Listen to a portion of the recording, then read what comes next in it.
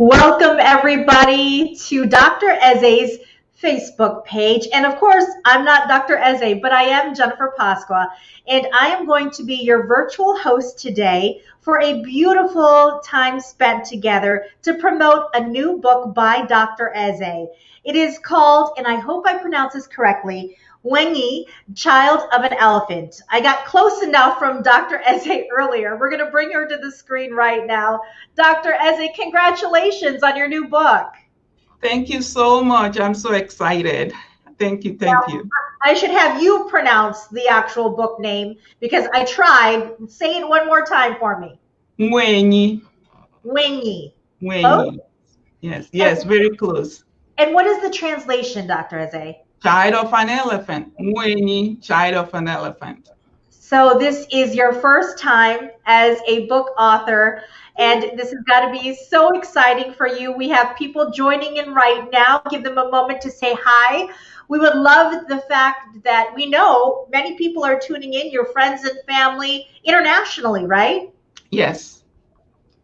So we have people joining us. We'd love to know where you are joining us from, and just put that there in the comments. We would love to see where you are joining us from. And we're going to spend some time talking about what really prompted this book and tell everybody exactly why you decided to write it. So let's give people a brief overview of what the book is about, Dr. Eze.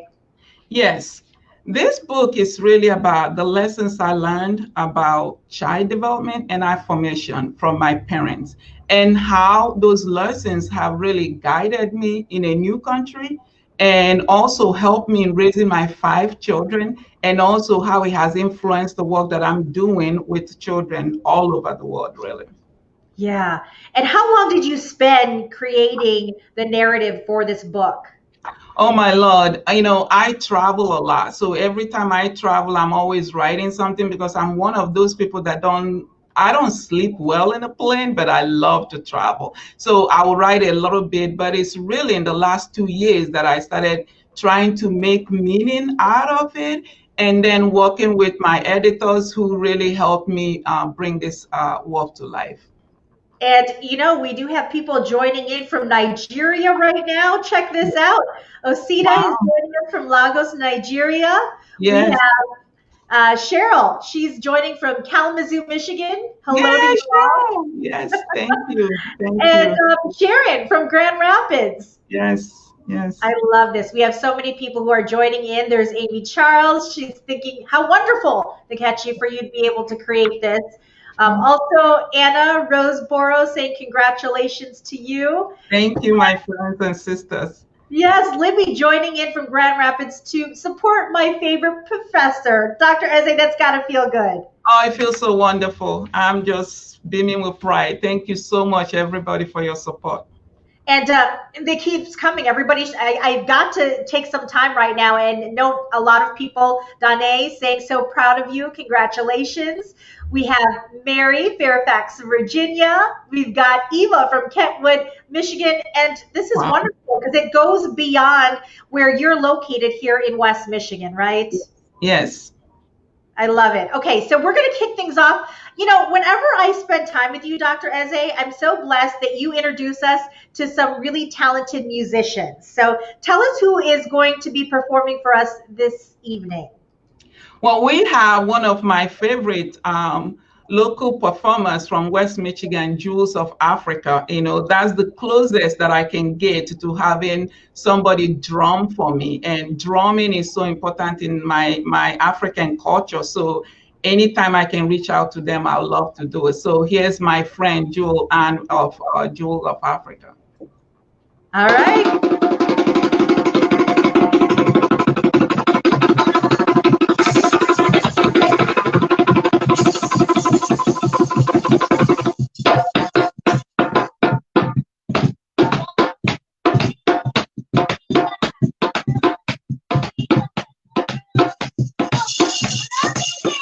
Welcome to the village. We can have some fun. Welcome to the village. Gonna have these drums.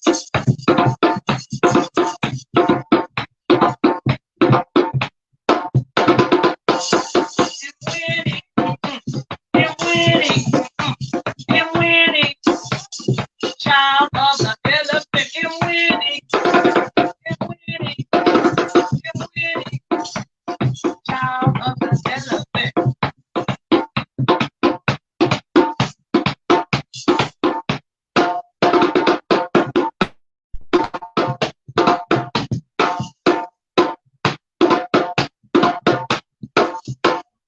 Welcome to the village.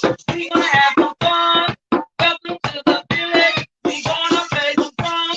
Nwaenyi, Nwaenyi, Nwaenyi. We celebrate this drum. Nwaenyi, Nwaenyi.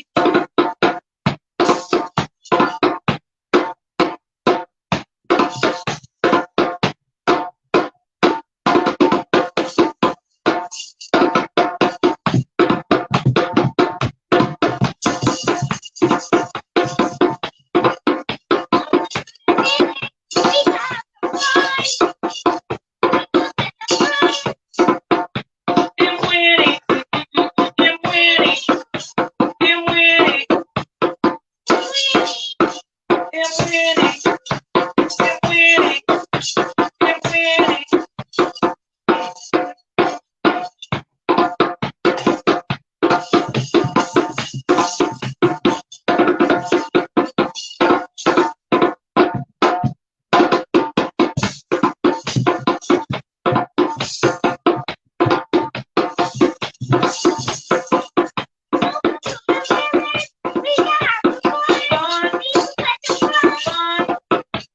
Nwaenyi, Nwaenyi. Child of the elephant.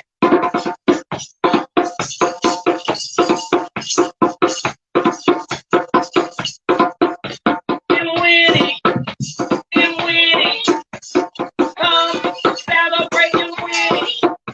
Nwaenyi, everybody, Nwaenyi, everybody, Nwaenyi.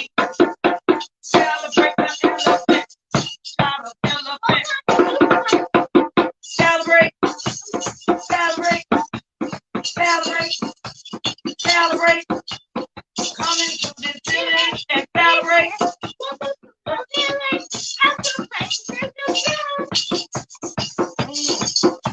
Let them hear you on the drum. Missouri, Missouri, Missouri. Hello, Jambo, me hello, Jambo, me hello, Jambo, me hello. Hello, hola, hello, hola, hello, hola, hello. Thank you. Oh my goodness, what a wonderful performance. Thank you. So much. Thank you. And Appreciate this is one of your good friends, correct, Dr. Eze? Yes, we try to use them to bring African spirit for any event we do with ELNC and now with this book. We use drumming to invoke the spirit, of my ancestor. And since this book is about my father, what a way to kind of bring his spirit alive. And yeah, so I'm really excited. Thank you. Thank you, West Michigan Jewels of Africa. Nice job. Bye-bye. Bye. Thank you. Well, that just brought us a lot of energy, wouldn't you Yes. say? Yes. So, Dr. Eze, a lot of people who follow your page may have been, enlightened by what it is that you do by a friend or a family of yours. Some may have been long following your journey. So, who exactly is Dr. Eze? Wow. Well, I am a multifaceted person. I am just, God created me. I'm vast. I do so many things. And I'm one of those rare people that use both sides of my brain. I'm an educator. I'm a professor at Aquinas College. So I prepare teachers, future teachers, to teach all children. And it's very, very important to me because living in a diverse world, I want to make sure that our students are well rounded. So we partner with ELNC for their practicum, for their field observation. So being at Aquinas College just makes me come alive, getting our teachers ready. But as I'm getting teachers ready to teach our children, I also know that we have to get our children ready to learn. The last thing you want is children coming into a classroom not ready to learn, or having teachers who are not ready to teach all children. So I am an educator and I take that role very seriously. Graduation time in May for Aquinas College, and end of May or June for ELNC is one of the highlight of my academic year, and I just get excited about it. Absolutely. And along with being an educator, you're also a leader. Oh, and this role is the one that is so dear to me. I'm a transformational leader. And what that means really is that I work with group of people, especially in vulnerable community, um, to identify a problem and try to change it. So when we identify a problem, in this case, lack of access to quality early childhood education for most vulnerable children, we come together, create a vision, and then we work towards that vision to be able to change that. So being a transformational leader, that's what I do, because it really gets me excited. I want to make sure that we are using quality early childhood education to change our community one neighborhood at a time. Yeah. Absolutely. And along with that, too, you have a role that you're very proud of. Oh, my very own. This group of people in the screen right now are my heart. They know that they're my heart, and I carry them my heart every day. They have supported me. My husband is like my backbone. The best husband ever you can have. He lets me come up with all this crazy idea. He let me be myself, and he supports me. And my very own children, they are my child development lab students. I literally tried child development theories and strategies with them. Now, I didn't quite figure out adolescence and teenage years and all that, and that's why I'm staying in early childhood education. I love them so much. OY, Obina, KK, Nena, our new doctor in the house, and Nikki. I love you guys so much. This is one of the best role that I play, getting to be a mother to these five amazing children. Absolutely. And then finally, the reason why you really prompted the storytelling of this book is that you are a daughter. I am a daughter, a proud daughter of Wilfred Ecker and Felicia Ecker. These parents, I put them through so much, as my sister will remind me, because I was once a middle child, and all the middle child syndrome and Yes. everything. Name it, I tried it on Papa and tried it on Mama, but you know what? They loved me unconditional, and that's what really prompted this book, because there was so many nuggets. As I look at my life, they are gone now. They died a long time ago, but their spirit is still with me every day, guiding me. If you look at my papa's picture, the background, you see the drums, because he's a chief, and anytime he's on outing, there's always people drumming, following him. So that's why I wanted Jewel of Africa to drum, to literally invoke papa's spirit, and I can feel his spirit, and I know he's beaming down for me, and I'm so proud of it. And you too, Mama, I love you. It's such a beautiful picture, and I love how you brought the drums into this evening, and how you're really honoring the legacy that your parents bestowed onto you. You mentioned where you're from. We talked about Nigeria. So where exactly in Nigeria is your village where you came from? Well, I am in a remote village called Ogrute. Ogrute Enugu Ezike, very remote. What I love about my village is that it's very small. We know each other.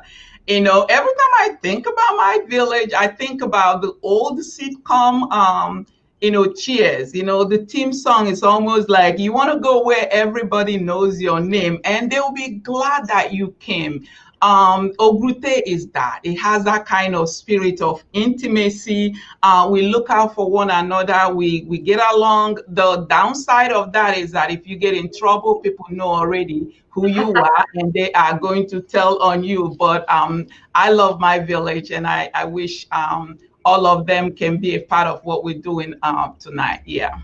Well, we have a lot of comments coming in. I think this is a good time to acknowledge where people are joining in from, because you do have a lot of people who are joining in locally from across the country and also from international places. And so this is the beauty of social networking in this day Yes. and age where we can share globally. And so let's get to some comments right here. Oh, everyone's really just ecstatic about the drumming. And now you know why Dr. Eze had the Yeah. drumming as a part of tonight's evening. Cheryl said she was dancing. I was dancing in the background. I don't know. I saw you dancing too, Dr. Eze. Uh, Yes. we have, Nene joining from Boston. So My proud of very own, my daughter. So proud of you, sweetie. Hello, you. Doc. Oh, that's so great. She's able to join in. Eva Martinez calling you a fantastic leader. That's who she is. So she answered our question earlier.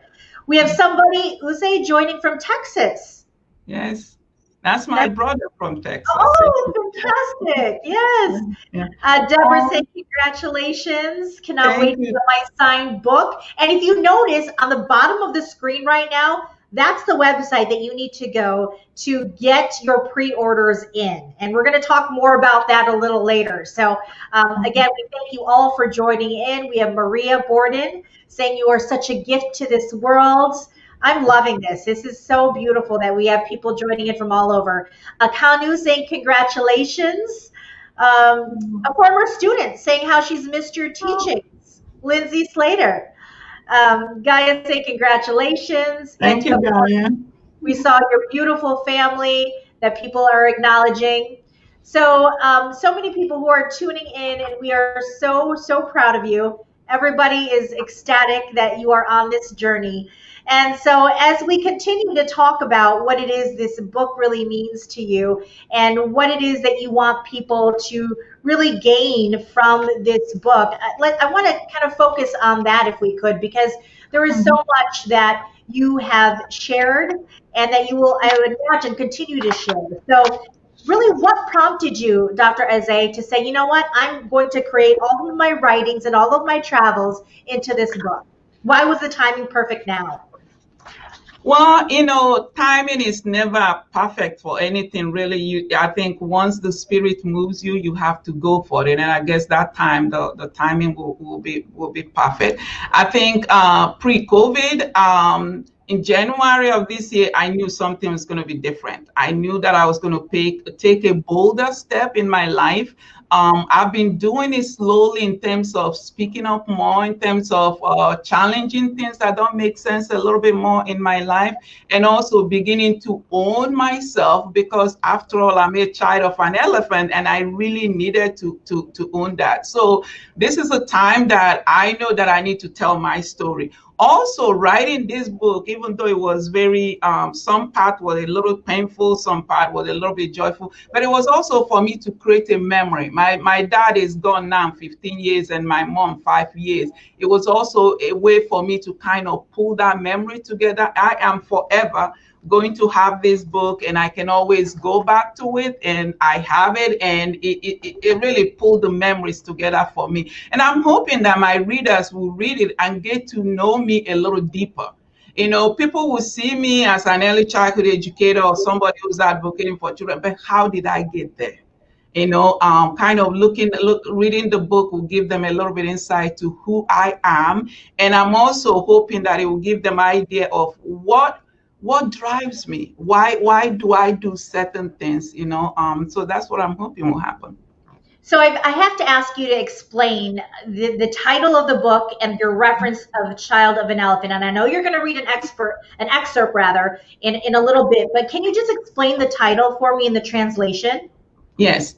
So Nwaenyi, NWA is Nwa, child. Okay. Nwa. Enyi, ENYI is elephant. So Nwaenyi, child of an elephant. Growing up, when my grandma started calling my dad Enyi, meaning elephant.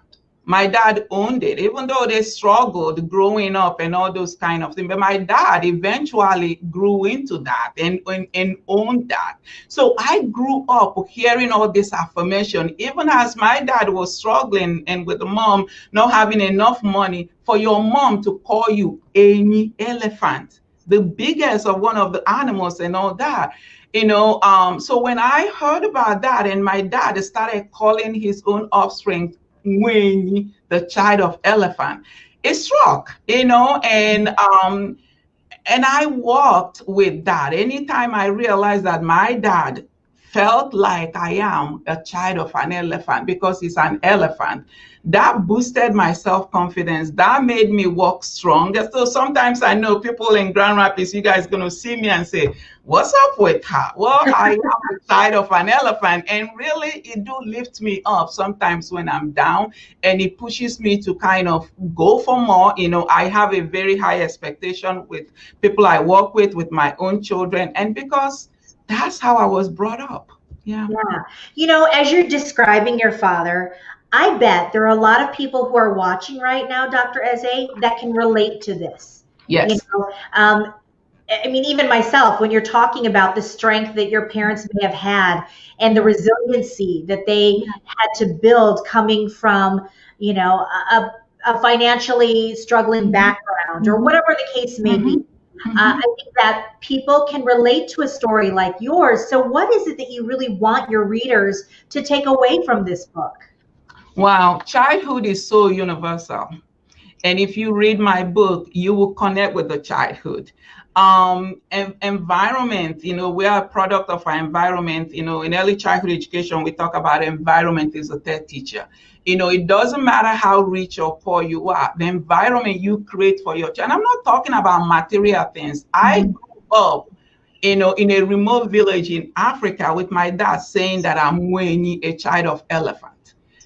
So I want the readers to read that and take a little bit from. If you are a parent, you're going to learn about the role of affirmation. It's about a lot of building your children up and setting them up for success. If you're a teacher, how do you help your students see that they can achieve anything that they put their minds to? If you are a leader, how do you nurture yourself? How do you work with people who are coming from impoverished neighborhood and all those kind of things? So the book has a lot that you could relate to it at some point. How did I deal with my own struggles, when I'm not doing it? Because I didn't really when I came to this country, I didn't walk and thinking, "Oh, I'm winning." It took me a while to get back to it, to realize, wow, snap out of it. You are winning and you need to do this for yourself. So I'm really encouraging readers to read through that, and I'm hoping that they will gain a lot from it as I did, reflecting on my life and my journey. But I want you to know that the last chapter of my life is not written yet. This is just like the middle part of it, but I feel like it's good to share this. After all, I'm an educator and I'm a lifelong learner. And when you learn, you teach somebody else so that they can take it and continue to pass it on. So I will fully admit that I haven't had the opportunity to read the book before I started talking to you. And I think that that's okay in this case because Yes, I know you in a certain way. yes. And as you and I have learned to relate on a professional level, I want to be able to read the book and in a time and a space where I can fully get to know who you are and really reflect on that because it sounds like this is really going to be an inspirational book. Well, it was for me, it still is, and I'm hoping that it is for a lot of people. I promise you, when you read this book, you're going to see yourself in the book. You're going to see the possible role you could play in the life of vulnerable children. The power of affirmation, it can never be underestimated. So grab a copy, go to nwaenyi.com, and you're going to get a whole lot that can help you yourself. I love it. So, I mean, obviously, this book is so much about your life.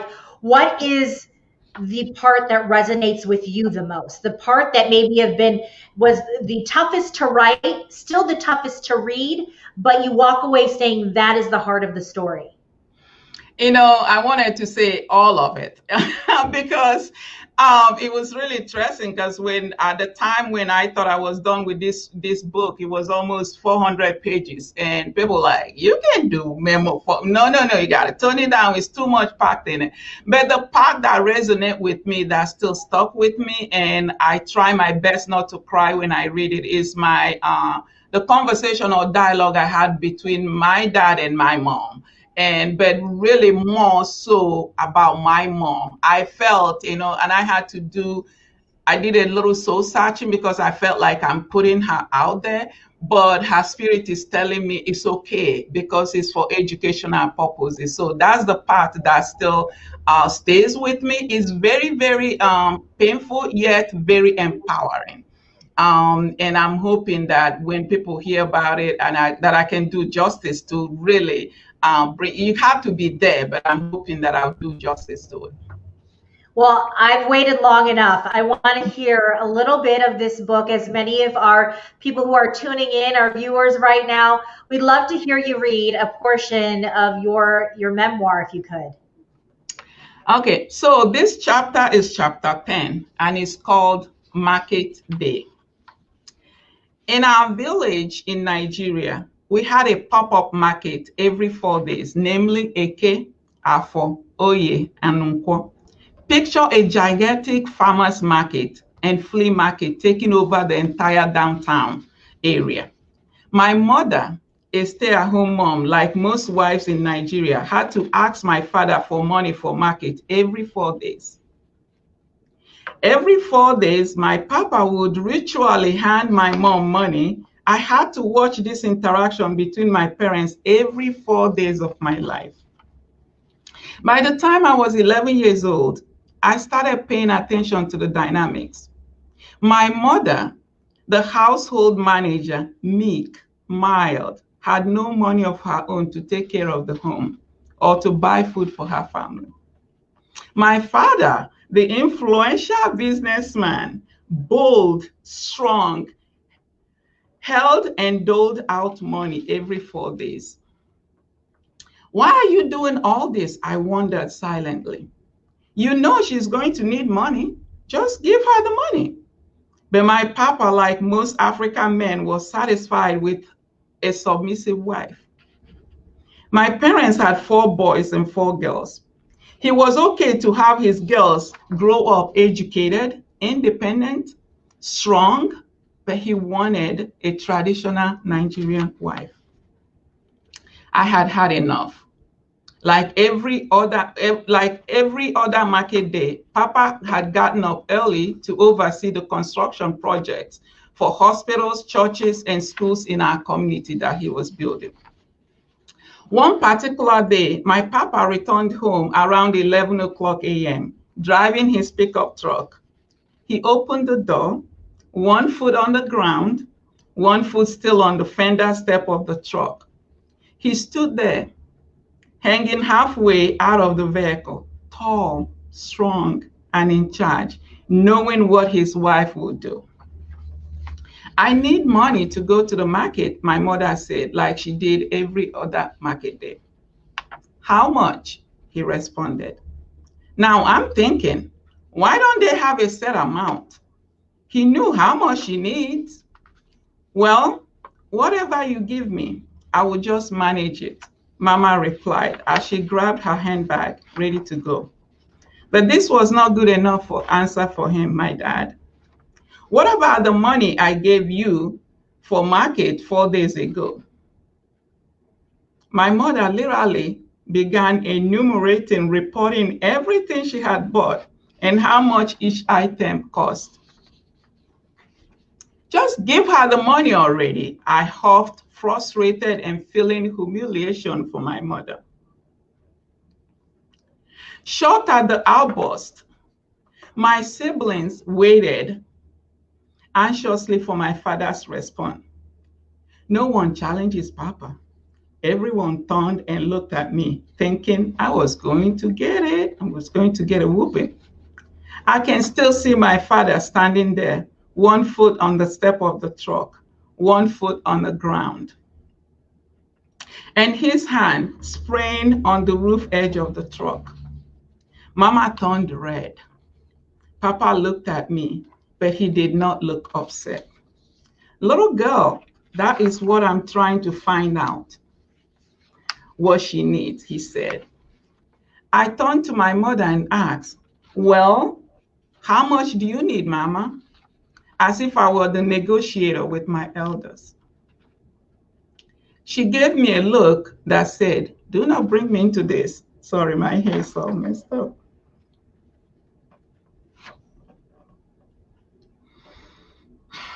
Sorry. She gave me a look that said, do not bring me into this. Mama did not want any trouble. She did not want a fight. She was willing to just go along with her traditional role. I was frustrated. I turned and looked at her dead in the eye. When I grow up, I'm not going to be like you, I told her. My mother took a deep breath, leaned close to me, pulling me in. You are right, Nwaenyi, she nearly whispered. When you grow up, don't be like me. I looked up at her as she continued in her near whisper. I want you to be independent. I want you to be strong. I don't want you to ever beg for money. And as she squeezed me so tight, my father had not heard her whispers. He was still caught up in a ritual, still waiting for an answer. So, Onyam, my friend, how much do you think she needs? Papa leaned over to me and I grabbed the money out of his pocket and slapped it right into my mother's hand. Here's the money for market, I declared. I don't remember my father ever asking my mother how much she needed again. We would just wake up on a market day and there would be money already left for my mother to go shopping. Before this incident, I had taken my mother for granted. She was always there for us, but I did not appreciate all that she did for us. After that day and those whispers, I started to notice the little things that she would do with a special wink, subtly giving me a license to do things that may have been culturally forbidden. In those days, few women went to school or held jobs outside the home. Anytime a girl sought a position of authority or attempted to assert herself, other women gently intervened and tried to pull them back. Not my mother, not my mother. She would walk away, pretending that she did not see me asserting myself or inserting myself in the sphere that went for girls. She had been sowing these seeds all along, but those whispers were the first time she had been so direct about it. She used that market day morning to help me bloom. She gave me permission to be myself. That is what really changed me mentally. In a culture where the boys are the elevated ones, my mother released me from those expectations. She expected me to be different than the cultural norm, different than how she was.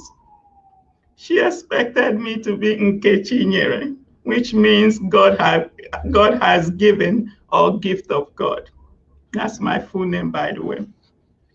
She believed God gave me to her for a reason and for that specific day. I had said the worst thing a girl could say to her mother, and she turned it into an empowering lesson. Now, that's a female elephant, don't you think? Leading and being a role model. Isn't what really what we wish for our kids anyway? We wish for them to be better. Even today, those whispers from my mother when I was just 11 years of age pushed me to do what I do. I want every girl and every woman to be strong. Know who you are. Tap into that inner strength I want our community to surround our vulnerable children and family, to protect them, but also to release them to grow. The reality is that parents who inspire children to become compassionate, confident adults is not a given. Many children do not have the freedom and flexibility in their home. They may need someone to give it to them. And that is why I do what I do. My mother gave me permission to be my authentic self, to be bigger than her, to be bolder than her. We need to give all our children permission to be bigger and bolder than we are. Because that's what my mama did for me. Thank you for listening. Oh, Dr. Eze, my goodness. That story is one that many of our viewers right now are thanking you for sharing. Like you said earlier, that many of us will see a part of ourselves in that. And now our makeup is messed up, so I shame on know, I know.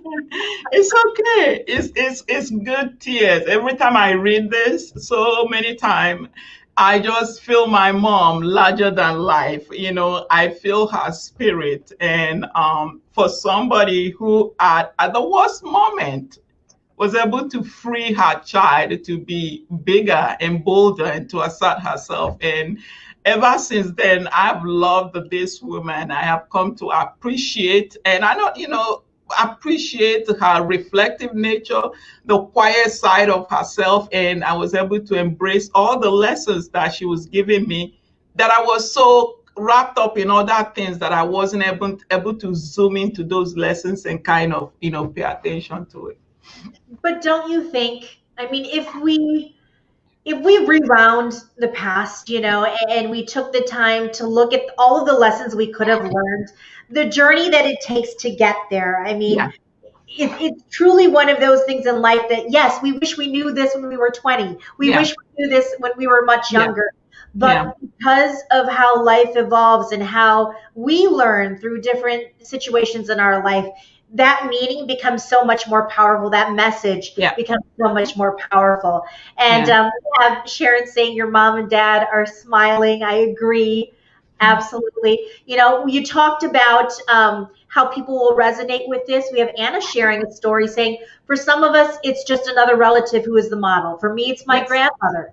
She was yes, a powerful woman who modeled Christianity with such confidence and love. And so yes, you're right. This story of yours is really impacting the readers and people who are listening to you tell the story in yes, many ways, because it brings up those feelings and brings up those lessons that you may not have realized at the time were yeah, true lessons. yeah, yeah.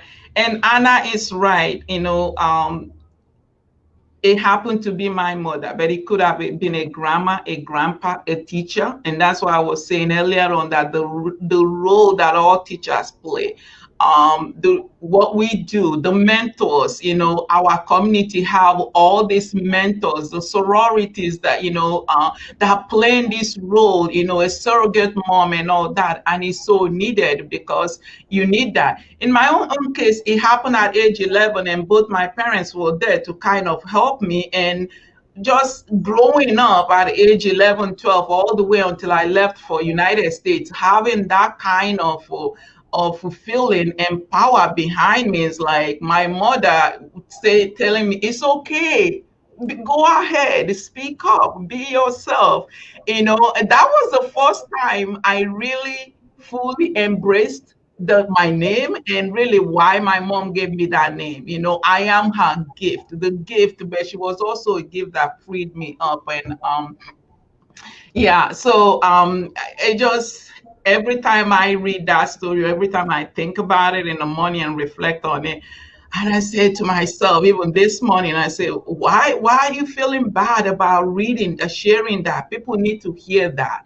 Because out of what was going on, that dynamics, I was able to emerge like a cocoon. My mom freed me, and I have never been myself since then. Well, I need to give kudos to Bridge because we talk about child of an elephant. She has this hashtag for you, strength of a woman. I love that. I love that. Thank you, Bridge. Yeah, I really very appreciate heartfelt. A lot of beautiful comments from people listening to you read this. And, just like you said, Sandra says, as parents is not what we do. We give our children wings so that they can fly beyond who we are. Yes, Completely agree with that. And, yes, definitely. people telling you that this, your parents' legacy lives on in you, your children, and eventually your children's children. And what a powerful excerpt. Now, please tell me I'm not going to be crying the whole time I read this book. No, you're not going to be, it depends on how you come into it. You're not gonna cry. I promise you that.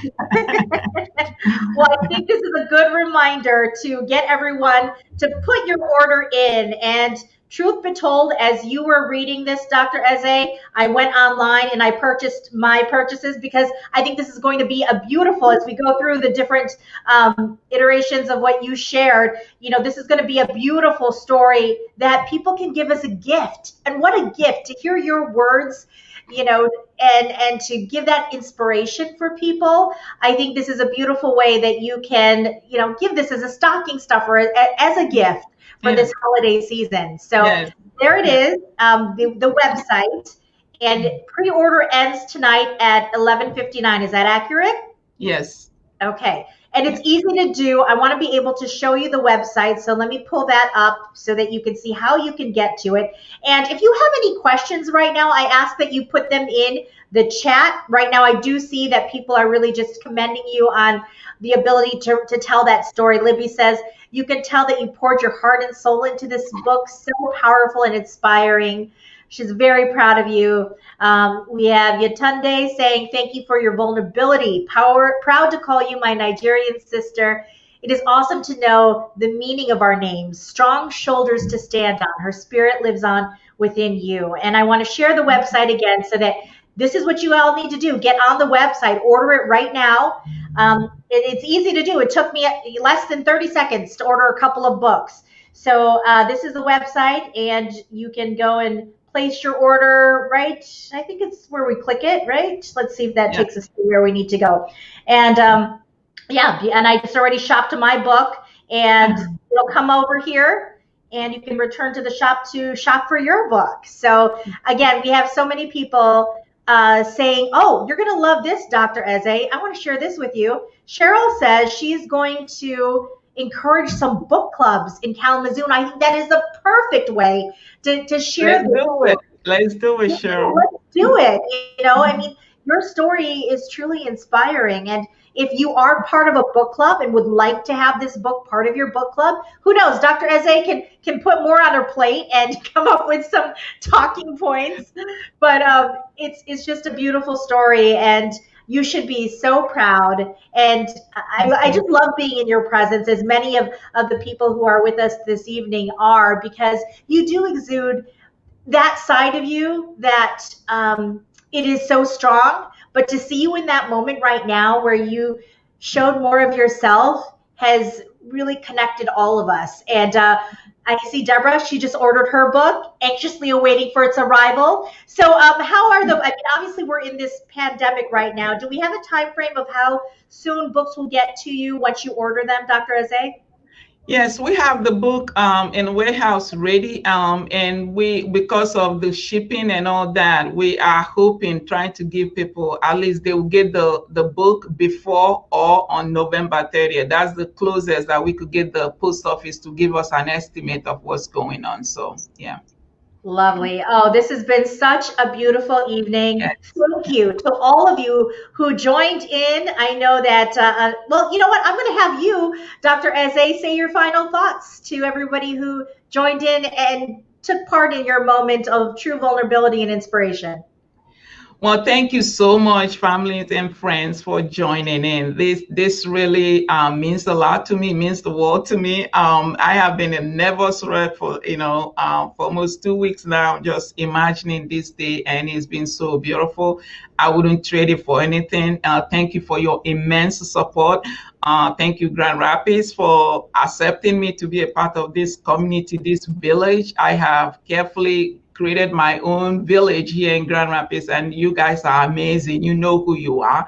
Thank you again to my children, to my husband, to my ELNC family, because it makes my work come alive, and my Aquinas College family, because it balances my two brain.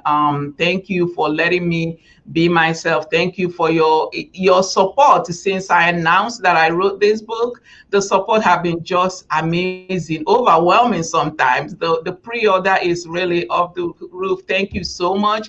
And a special thank you to people that are speaking extra copy to give to somebody else who is not able to get it themselves. We're in a season of almost in a season of Thanksgiving and giving. So if you're able to pick a copy for somebody else, that would be great. So thank you so much. I really appreciate you guys. And Jennifer, thank you for your friendship, and thank you for always saying yes when I call you to do this. Thank Absolutely. I look forward to more great things to come, and I'm sure that will continue. So, raising a toast to you because it is happy hour here in Michigan, in the U.S. So, this is my toast to you. You succeeded in this thank book you. launch.